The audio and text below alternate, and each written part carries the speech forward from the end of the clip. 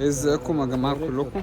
معاكم جورج اندروس، طالب غلبان هنا في كومبا. احلى مسا عليكم وده رجاله. المعلم الكبير بتاعنا، معلم مينا. برنس النيل. بجد ده خبير الاكل، خبير المشتروات، شيف كبير قد الدنيا في كومبا. احلى فته، احلى هنتخبط دلوقتي من حواوشي، العربيه. بالظبط. احلى بسبوسه، كل اللي انتوا عايزينه هيتعمل ان شاء الله. بالظبط.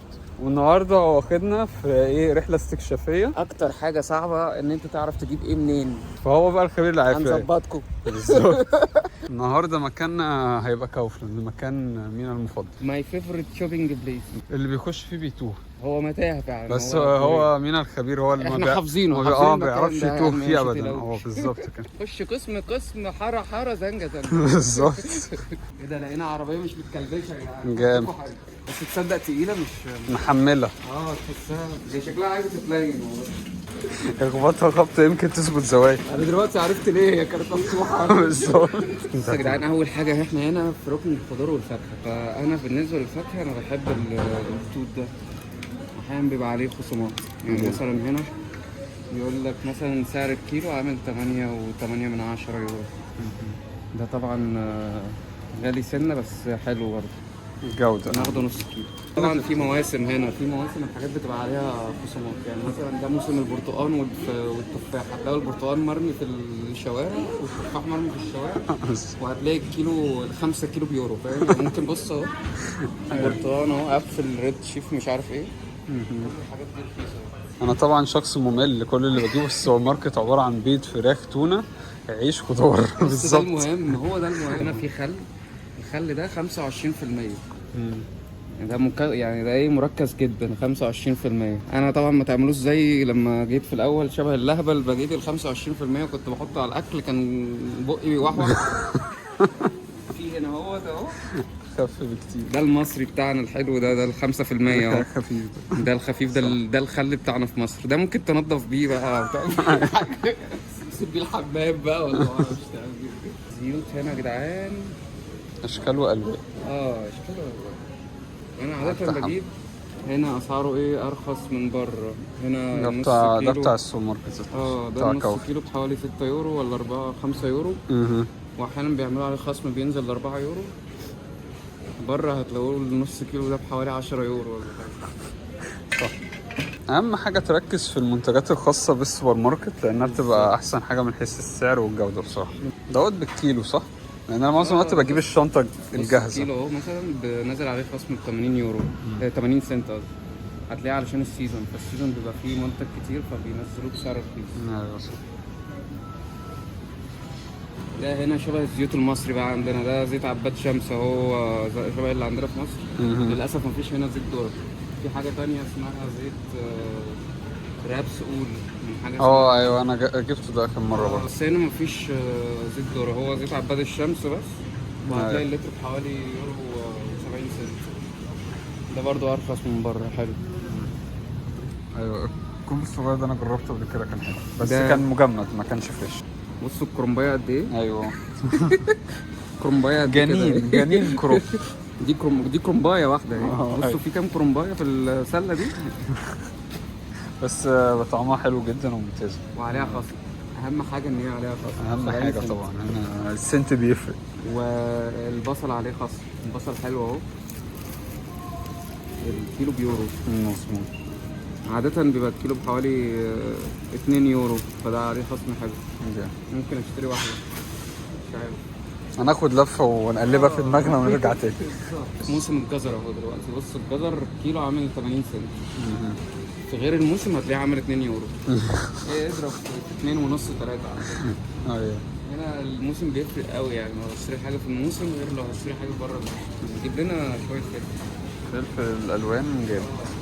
بص النص كيلو ب2.5 يورو، حاجه غاليه فشخ. انا لو بشتري لحمه مش هتبقى بالسعر ده.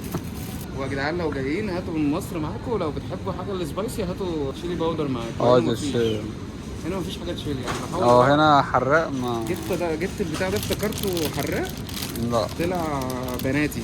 في السوبر ماركتات التركي هو اللي ممكن تلاقي حاجات حراقه. غير كده تيجي ومعاك شطتك لو انت بتحب الشط. ان كل ده يا جماعه لسه في ركن الخضار. اقل حاجه تقضيها ساعتين يعني. الكيلو ب2 يورو و30 سنت، ده غالي فشخ. السيزون بتاعه بينزل حوالي 60 سنت. انا بحب اللي هي الطماطم الشيري بصراحه، بجيب الشيري خد بقى الشيري، شوف بكام الشيري. قريبه من السعر اللي انا بجيب من الدي وليدل معظم الوقت، السعر برضو بيبقى قريب من كده. ده الربع كيلو، بص هنا، بص بقى هنا الربع كيلو عامل يورو 29، سعر الكيلو 5 و16 سنت. 5 يورو 16. بس انا بقول ان الشيري بالنسبه لنا بتقضي علشان بقطعهم فبيبقى حاجات صغيره، غير لو بيرمي كميه. بالظبط يعني، عارف بتعرف تقسمهم بين الوجبات، انما الطماطمات الكبيره خلاص طالما خدت واحده يبقى هخلصها لازم. هي دي الفكره. انا محتاج طماطم والله بالسعر ده مش واخد. يلا خضره المحبين الخضره. خضره الشبت مش عارف ده حاطينها لك في ميه كمان حاجه لوف كده، شبت وبقدونس. بس هنا طبعا غاليه الحاجات دي. بالظبط. الشتله بحوالي 90 سنت. كرنب اخضر طبعا ما شفناهوش ده قبل كده احنا في مصر، او مش عندنا في مصر، بس هو كرنب اخضر. وذره كمان اهي. بروكلي طبعا، ده هموت في البروكلي. ناخده واحده بروكلي. في انواع كرنب في انواع كتير 50 60 نوع كرنب اخضر. الموضوع معقد هنا، هي دي مشكله. وكرنب احمر وكرنب ابيض. دول اللي احنا شفناهم قبل كده، لكن دول ما شفناهمش. وفي عندهم كل كرنب بيضاوي كده، تحسه شبه الورده عامل بيضاوي. ايوه غريب يعني. ده يا جدعان لو تعرفوا حاجه اسمها الشمر. الشمر عندنا احنا في مصر بذور، هم عندهم هنا الجدر ذات نفسه بيتاكل طعمه حلو قوي. وده سعره بالكيلو؟ ده سعره بالكيلو. خلي بالكم من سعر الكيلو وسعر القطعه، لان بتختلف هنا. بيبقى يعني هنا بص يقول لك هنا البرايس برشتوك، يعني ده سعر القطعه، والقطعه عامله 37 سنت. انما هنا سعر الكيلو. وحتى لو هو مثلا بالقطعه زي مثلا هنا، يعني هنا بيقول لك السعر ده ال 2 يورو ده ل 350 جرام بس، لكن سعر الكيلو اهو كاتبها لك تحتها 75 سنت. وهنا في حاجات بتبقى متكيسه اوريدي، بتبقى موزونه لك. دي اوريدي عليها باركود معروف سعرها. الخيار بقى ما شاء الله، الخيار هنا كله بيحكي ويضحك عليه قد دراعي. بالظبط. سعر الكيلو بصوا يورو ونص الكيلو. في هنا بقى السلطات بقى، الحاجات الحلوه دي. بصوا يا جدعان السلطه دي شكلها رايق بصراحه، انا بحبها. بص، لا بص بقى الحلو في البتاعه دي ايه؟ انها بص. الله يجي دراعها، خدها تزرعها بقى. تزرع يا باشا، تزرع كل فيها بقى، تقعد تاكل فيها. طبعا ما بيحصلش الكلام ده لان هي بتبوظ بسرعه، بس يعني ايه، ممكن تخليها لكم فريش لغايه لما تاكلوها، يعني اسبوع ولا حاجه. الحاجات اللي عليها خصم ده عاده ب 70 سنت، دلوقتي عليها خصم 50 سنت. نشوف لنا واحده حلوه بقى كده ايه، او ممكن بقى نقعد نفتش. تقضوا اليوم كله في كوف لاب، اقعدوا فتشوا بقى. الفلفل الاحمر اهو برضه جميل، خدوا خلله 90 سنت. طبعا ده غالي فشخ، اعتقد عشان الموسم بتاعه مش موسم دلوقتي. في الموسم بتاعه بيبقى حوالي 30 سنت او فرق شاسع، فرق كبير فشخ. برضه بقى مشرومات والحاجات المشروم. البني ده جديد ما بشوفوش غير هنا. عندنا الابيض هو المشروم. ودي اسعار.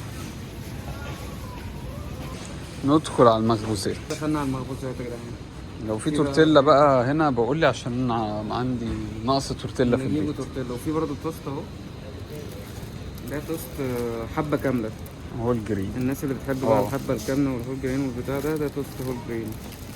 وفي بقى ده سعره كام؟ ده يورو 9 سنت. حلو، سعره حلو. بس انا بجيب عيش من العربي بتاعنا ده، من محل التركي احسن. جامد. في بقى هنا اشكال والوان من العيش، في عيش ابيض، عيش احمر، عيش اخضر، عيش اسود، عيش اصفر بالليمون. يعني الركن ده بالنسبه لجورج ده خط احمر، بس هي اسعاره حلوه، يعني بتاخد البتاعه دي كلها بيورو 49 سنت. هنا الحلويات تعتبر من ارخص الحاجات خصوصا ان هي ماركه الماركه بتاعت السوبر. لو جبتوا حاجه تانية بقى هتلاقي حته قد كده ب5 يورو. هي دي الفكره دايما في السوبر ماركتات، بتنافس الستاند الون او اللي هي الماركات اللي هي متخصصه في المنتج. السوبر ماركت ينزل حاجته على طول باسعار اقل بكتير. العسل اهو، حاجات بقى اشكالها غريبه بقى، انت تقعد تفلف اللي انت عايزه. بس انا عاده بجيب حاجه زي كده، او اللي هو العسل البري. دي عليها خصم مثلا ب3 يورو 50 سنت، دي عادة ب7 يورو، فحلوة يعني، استغلوا بقى الفرصة. ده النوتيلا هي ده 750 جرام ب 35 سنت، 5 يورو 30 سنت. وفي بقى حاجات بقى بتاعت الماركات كلها بتاعت التويكس الشوكولاتات والمارس والميركاوي والبونتي والسنيكرز والبسكوف، عيشوا حياتكم بقى. هو الكبير وميلكا. احنا معطرين الناس. يلا مش مشكلة. مش مشكلة، حاجات بسيطة. فداكوا يا جدعان، فداكوا. دي بقى الناس اللي بتحب تعمل البانيه. ده الخلطة؟ ده البقسماط بتاع البانيه. ايوه جامد. العلبة الكبيرة دي بكيلو بحوالي 80 سنت، تقعد معاك بقى حبة حلوين. وهنا لازم تعملوا الشنيتسل يا جدعان. الشنيتسل دي أكلة الرسمية دي زي الفول كده يعني. الشنيتسل عندنا شبه الاسكالوب، اللحمة اللي هي اسمها ايه دي؟ الاسكالوب. الاسكالوب، بس احنا بنقول عليها حاجة تانية، هنفتكرها وهنقولها. هنفتكرها. بوفتيك يا جماعة، الكلمة اللي كلنا نسيناها. نرجع للفيديو. ده الدقيق هنا اهو. في هنا حاجة اسمها دينكل ميل. الدينكل ميل ده حاجة تعتبر صحية أكتر من الدقيق. دي الأبيض العادي. أنا عادة بجيب ده. دينكل حبة كاملة أورجانيك. والكيلو بحوالي يورو 90 سنت. ده تعمل منه عيش، حطه في عليه شوية مية وارميه في الفرن. نتفرج عليه. عيش بالظبط. ده دقيق أبيض أهو. الفايسن ميل، وده حوالي كيلو عامل كام؟ 60 سنت. 60 سنت. ده الكيلو ب 60 سنت. بتاع الناس اللي بتحب الدقيق أبيض. برضه في دقيق حبة كاملة اللي هو الدقيق العادي اهو. ده الكيلو بحوالي 90 سنت، 85 سنت. في هنا المربات بقى. في حاجات برضو بتاعت كاوفلاند بتبقى رخيصة يعني. ايوه. عارف انت اللي هي البتاع اللي احنا بناكلها مجففة دي، اللي بتنزل في رمضان؟ أراسيا صح. هو عامة المربات في كل انواع الفواكه تقريبا. يعني ما فيش حاجة مش هتلاقيها تقريبا. مربى مشمش، مربى فراولة. طبعا كل ما هتنزل الرف اللي تحت هتلاقي اسعار ارخص. هنا كمان دي حاجات السوبر ماركت. بيورو ونص، سواء بقى فراولة او وراسيا او ايا كان. بيورو ونص. حاطين المربى جنب المخلل، حاجات غريبة. تحلي وتحدق. بيورو برطمان. في برطمانات اكبر برضو بيورو 30 سنت. هنا كل حاجة بتتخلل تقريبا. ايه البرتقال ده ليمون ولا ده في عسل في الموضوع؟ خيار الليمون. ايه خيار الليمون؟ خيار العسل ده هو تقريبا خيار وعليه عسل. حاجة غريبة. خيار جامبو. ايوه. ده ب 2 يورو تقريبا، حاجة زي كده. في بقى كرومب اهو، بصل وحاجات تانية. خلي الكرومب. ودي زي دي صلصات كلها. صلصات طماطم كلها، واحدة بالريحان ايطالي، واحدة سادة. حاجات برضو في سعر في حدود اليورو يعني. ممكن تجيب الحاجات دي ارخص من ان انت تجيب طماطم. في هنا مخبوزات فريش. ولو حد مثلا جعان عايز ياكل كرواسون ولا حاجة، ممكن تلاقي حاجات برضو هنا رخيصة كده. هنا بقى زبدات. الزبدة دي عليها خصم بيورو 50 سنت. ده سعر حلو قوي يعني. عادة سعر الزبدة المكعب بيبقى حوالي 2.5. ده ركن الزبادي، الأربع وحدات، الواحدة ب 150 جرام بحوالي 90 سنت. سعر حلو.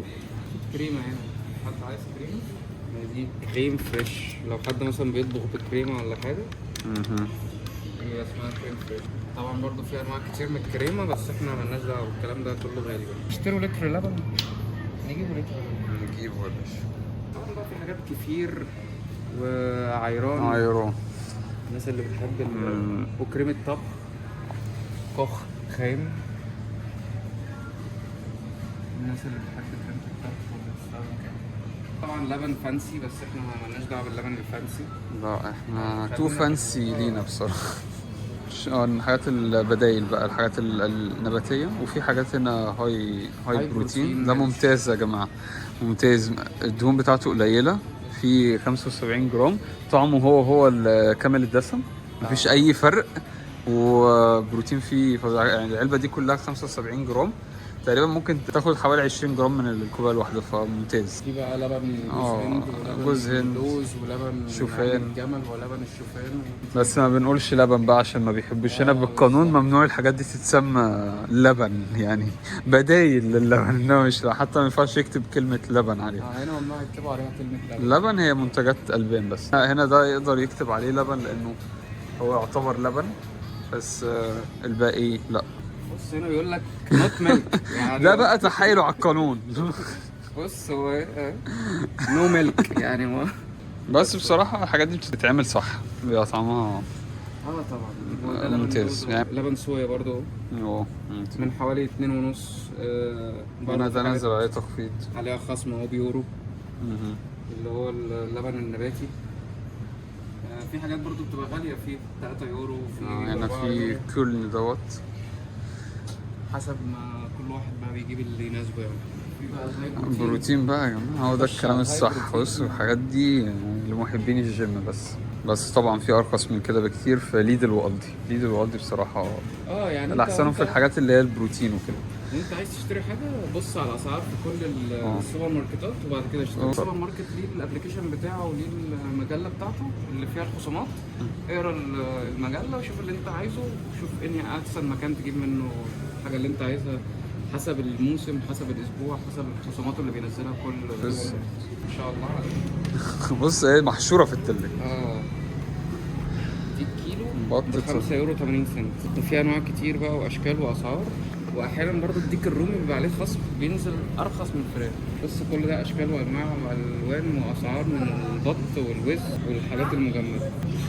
واحد لحمه ضاني استرالي مفيش اخوه، بس طبعا استنى لما ينزل عليه الخصم، عشان هنا الكيلو بحوالي 30 يورو. لما بينزل عليه بالظبط. الخصم بتبقى الكيلو ب 12 يورو. كلام تاني. هو تقريبا في خصم او حاجة دلوقتي. ده على البوت. الديك الرومي عليه خصم اهو حاجة نزل عليها خصم. ده الديك الرومي سعره دلوقتي زي سعر الفراخ، الكيلو ب 4 يورو ونص الكيلو. انواع السمك بقى. في سمك سردين هنا تقريبا، سمك سردين الحب دول ب 5 يورو. في بقى جمبري وفي سلمون. وده مجمد ومخلي يعني، عشان في حاجات ما بتبقاش مخلية. في حاجات صغيرة برضه يعني مش كله كبير. في حاجات فيليه برضه موجودة. أنا عن نفسي بحب السلمون. ايوه ده سمك سلمون بري بيل ديلكس فيليه بري، يعني مش مزارع. كيلو بحوالي 17 يورو. لو حد ليه في السلمون ده أرخص حاجة كجودة وسعر. جودة مقابل سعر، سعر مقابل جودة أيا كان. خش على البيت. انت خش على هنا. ارخص حاجه هنا اهي. هو البوندس مش عارف ايه ده. بودن هالتونج ده اللي انا بجيبه طول الوقت. دي 18 بيضه. انت قلت لي يعني ايه بودن هالتونج؟ قلت لي حاجه ليها علاقه بالاكل اللي بياكل ده الفراخ. بياكلوا علف. علف يعني مش حاجه هنا بالنسبه لهم اللي بياكل علف ده مش احسن حاجه. معظم الوقت بيحبوا اللي هو خضره عشب. ما بيبقاش اقفاص. طبعا احنا الكلام ده بالنسبه لنا ليفل تاني بالظبط. احنا لسه ما وصلناش الليفل ده. هو هدا حلو قوي، بس اتاكد من السايز لانه البيت هنا احجام، في لارج وميديوم وسمول. يعني لو خدت كله سمول هتتضايق. بصراحه بيبقى صفاره كتير وبياضه قليل. بص على الميديوم او اللارج. ميديوم ممتاز. اللارج لقيته 100 زي الفل. 18 بيضه ب 3 يورو و40 44 سنت. هو السعر الستاندر في كل السوبر ماركتات النوع ده من البيت. ده بقى ركن ايه اللي هو عايز تملى بطنك. بيتزا مجمده اهي، خدها على البيت حطها في الفرن بس اضرب يا معلم. مفيش اي ابتكار. الواحده عامله يورو 80 سنت، في اشكال والوان. عايزها بقى سلامي، عايزها فراخ، عايزها بتنجان، كله هتلاقي البتنجان. انا مش بهزر، ده في بتنجان.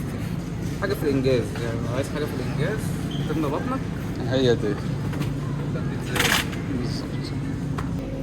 طبعا في اللحمه خلي بالكوا بقى، يعني ايه الناس اللي ما بتاكلش لحمه خنزير.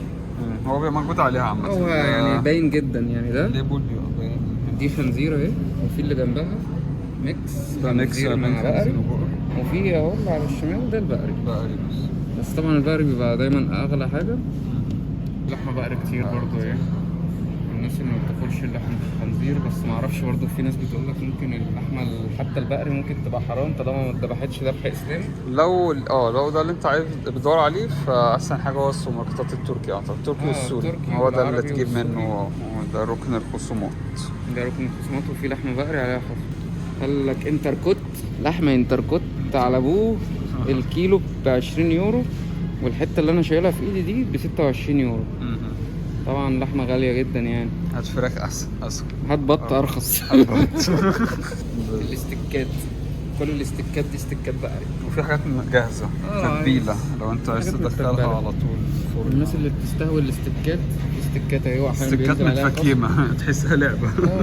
جاي حساب تجيب لعبة. حقيقي. انا عاجبني بجد الفكيمة بتاعتها بس شكلها يعني لو عايز تدلع هو نفسك كده تجيبها تكون- وتعلقها عندك في البيت، هي شكلها حلو. ندخل بقى في اللي نعرفه. فراخ، صدور فراخ 800 جرام او كيلو، هم دول احسن. احيانا بقى الوراك بيبقى عليها خصم، احيانا الصدور بيبقى عليها خصم.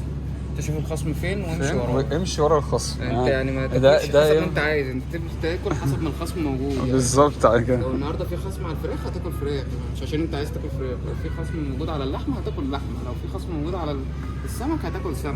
وفي حاجات متبله جاهزه بقى. جاهزة. كل البرتقاني ده توابل. يشوح. كل الاطباق اهي ديت توابل.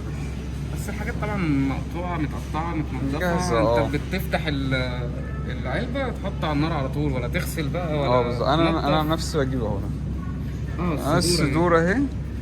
ده كام؟ ده الكيلو ممتاز.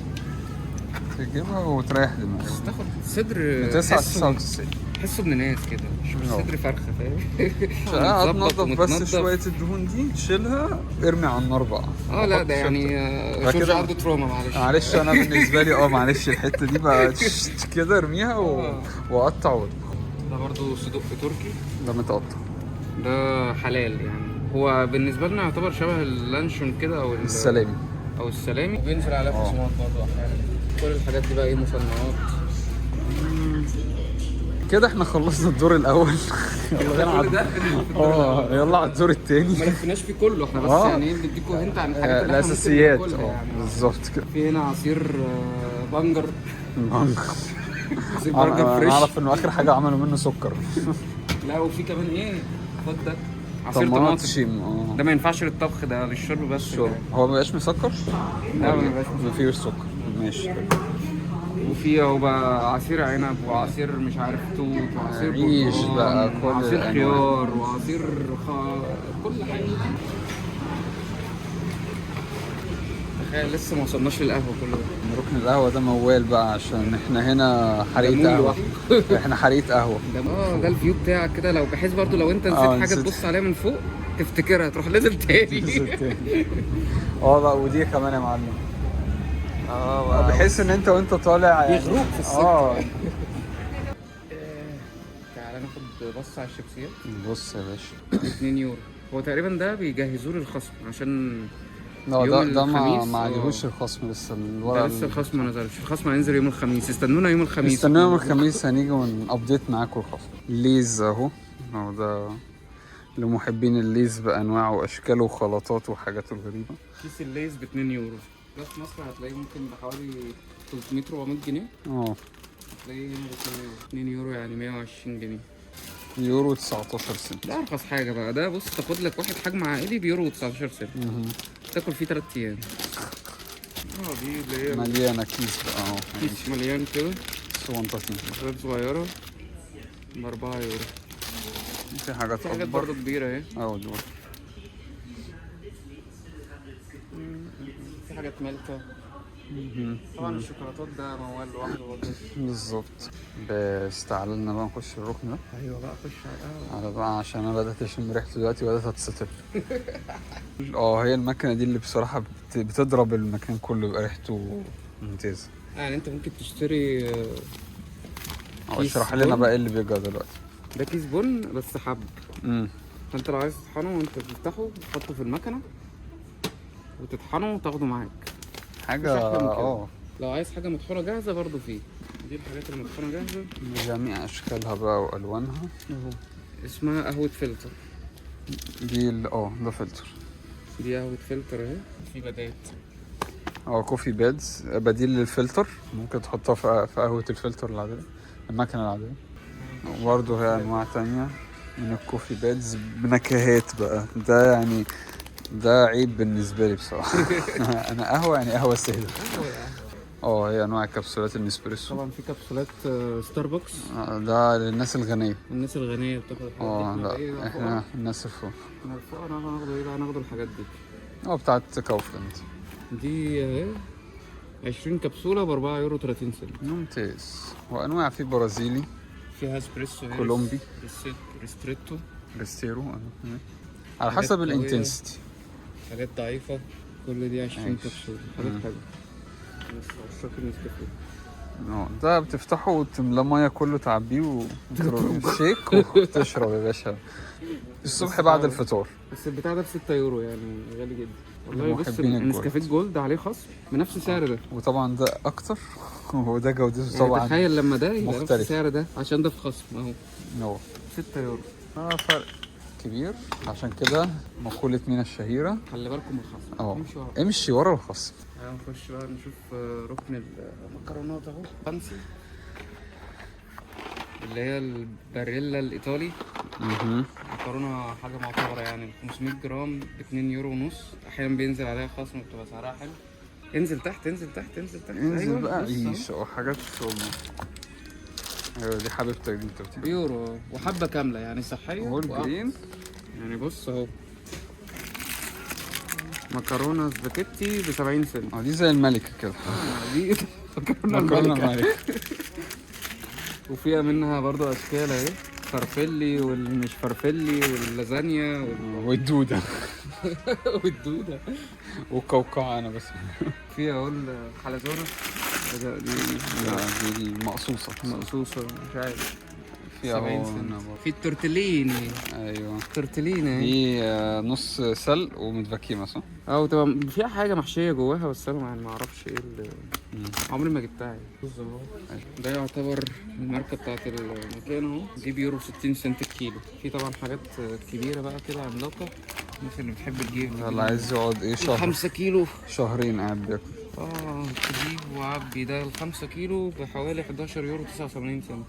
الكيلو عامل 2 يورو 38 سنت، يعني اغلى من القطاع. انا طبعا بجيب الرز الحبه الكامله الصراحه. انا في الرز بحب اجيب انا الحاجه حبة كاملة حلو صح. بص ده اهو رزايه حبه كامله. ده مش موجود عندنا في مصر ونازل عليه خصم ب 2 يورو.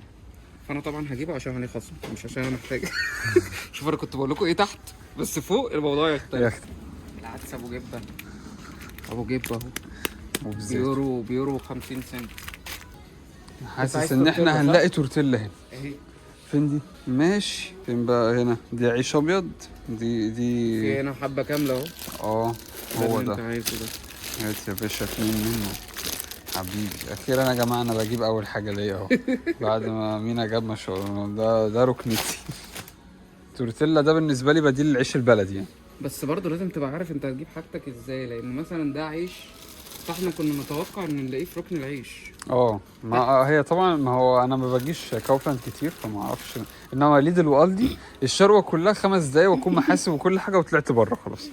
في كمان دبل بروتين يا جماعه فانا هجيبه الصراحه. هضيف معاه واحده. ده بيورو 69 زي ليدل برضه. عيش بروتين. وليدل والدي. حد عايز عيش سوري جامد. اول مره اعرف انه يلف حبه شاورما بقى وظبط الدنيا. ده الركن التركي بقى. في فاصوليا بيضه، حمص، عدس تاني. دولمة. ده محشي معلب يا جماعه. ده ورق عنب ورق عنب معلب. محشي ورق عنب معلب. نايس. عمري ما جربته يعني الصراحه يعني، بس ما ارتحتلهوش. اهو موجود. بس موجود اللي عايزه يجيبه يجيب. بس غالي برضه. يعني حضر معاك ورق العنب وانت جاي. لب سوري. بس طبعا احنا عارفين ان اللي فيها هتيجي وانت جايبه معاك. بالظبط يعني، لان انت الاسعار هنا هتبقى غاليه. وفي صوص صويا بقى، الصوصات الصيني والحاجات اللي هي الاسيويه. توابل بقى. طب هنا بقى يعني التشيلي. بس هو التشيلي هنا مش تشيلي قوي يعني. مش بصراحة هاتوا شطتكم معايا. يعني الشطة انسى يعني مش هتلاقي. بس الفلفل الاسود نضيف هنا الصراحة. بصراحة الفلفل الاسود اقوى بكتير. طعم شديد. أجمد. مجرد اول ما تفتحها الريحة شديدة. بالظبط. وبعدين مبشرة. مطحنة كده اهو تطحن وكله جامد. كلهم بنفس السعر دي. تقريبا. كله الصغننين دول 85 سنت ويورو 90 للأبو مطحنة. في الشمر. شمر. في حاجات كتير يعني. شوف اللي انت عايزه بقى ايه. طبعا برضو في التوابل اللي هي بيورو وفي التوابل اللي هي ب7 يورو. يعني بص هنا اهو 6 يورو ونص. بس عشان حطيناها في علبة مش بتاع ازاز. بجد؟ والله عشان في علبة ورق. 6 يورو 6 يورو ونص. بتاع كاوفلاند. يورو 70 سنت. طبعا ولا انا ولا انت ولا هنا في الحاجات دي. ملناش فيه. بس هو اللي حابب نص كيلو بيورو 70 سنت. البتاعة دي كلها ب2 يورو 70 سنت، بس هي عشان عليها خصم. خصم. دي 800 مللي، ده عليه خصم ب2 يورو 70 سنت. اخوه هو بس معكوس شكل ازازة ب7 يورو 6 يورو 50. في اكل قطط وكلاب، ما اعتقدش حد هنا هيجي يربي قطط وكلاب يعني. تأمين ومسؤولية بقى وفحص وكده، وعليهم ضرايب. وعليهم ضرايب. يا جماعة أنا من رأيي تبعدوا خالص عن سكة الحيوانات. في طبعا قطع غيار عربيات. صراحة الحلو هنا لو حد عنده عربية زيوتك الليكومولي، أنا كنت بحب الليكومولي، ده اللي كنت بجيبه لعربيتي. فحلو إن أنت تلاقي الحاجات دي في السوبر ماركت، يعني وأنت بتشتري أكلك كده بتاع الأسبوع، جيركن زيت معاك وأنت مروح. بص أنا كان عندي موتوسيكل في مصر، كنت بدوخ عشان ألاقي العلبة دي الليكومولي برضه 40 الليكومولي. وفي مصر غالية فشخ. ايوه الليكومولي، وما تضمنوش ممكن يبقى مضروب. بالظبط. انت وحظك يعني حسب يعني ده اصلا كنت بتدور عليه مصر كلها ما تلاقيهوش. اهو هنا ب 11 يورو وفي السوبر ماركت. وانت بتجيب حاجتك مع الاكل انت والمكنه على طول. لو حد عنده موتوسيكل يجي ياخد زيوت منه. اظن احنا كده زي الفل. لو في حاجه عايزين تسالوا عليها في السوبر ماركتات احنا ما اتكلمناش عنها، ممكن تبعتوا لنا واحنا نعمل لكم كومنتات على طول. نرجع تاني عادي، احنا هنا رايح جاي يعني. عايز شوكولاته ميرسي يا معلم؟ لا ميرسي، حطها بكره. ايوه احنا عشان غلابه في ابلكيشن بناخد عليه خصم، نعمله سكان للكيو ار كود، ولو في حاجه عليها خصم للابلكيشن بيحطوا الخصم. بنك الاهلي المصري منور بجد، الوحيد فينا اللي لسه لحد دلوقتي بيتعامل مع البنك المصري.